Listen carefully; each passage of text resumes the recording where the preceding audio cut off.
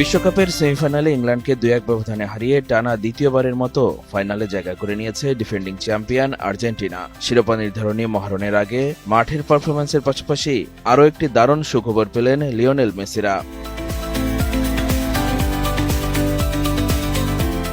ইংল্যান্ডকে হারানোর পর দীর্ঘদিনের প্রতিদ্বন্দ্বী ফ্রান্সকে পেছনে ফেলে ফিফা র্যাঙ্কিংয়ের শীর্ষস্থান পুনরুদ্ধার করেছে আলবিসেলেস্তেরা।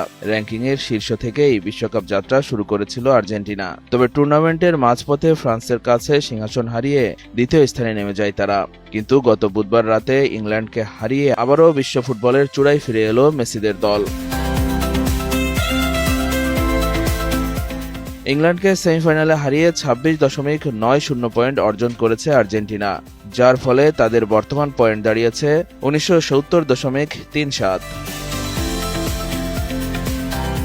অন্যদিকে আসর জুড়ে শীর্ষে থাকা ফ্রান্সকে সেমিফাইনালে ২-০ গোলে হারিয়ে চমক দেখিয়েছে স্পেন। সেই জয়ের সুবাদে ৩০.৮২ পয়েন্ট নিয়ে র্যাঙ্কিংয়ে দ্বিতীয় স্থানে উঠে এসেছে স্প্যানিশরা। তাদের পয়েন্ট এখন ১৯৬৫.৬১।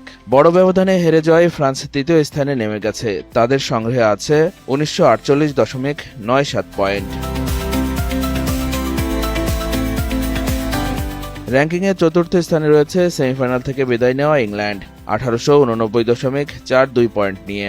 এছাড়া পঞ্চম স্থানে আছে ব্রাজিল, যদিও শেষ ১৬ থেকে বিদায় নেওয়ায় তাদের পয়েন্টে তেমন উন্নতি হয়নি।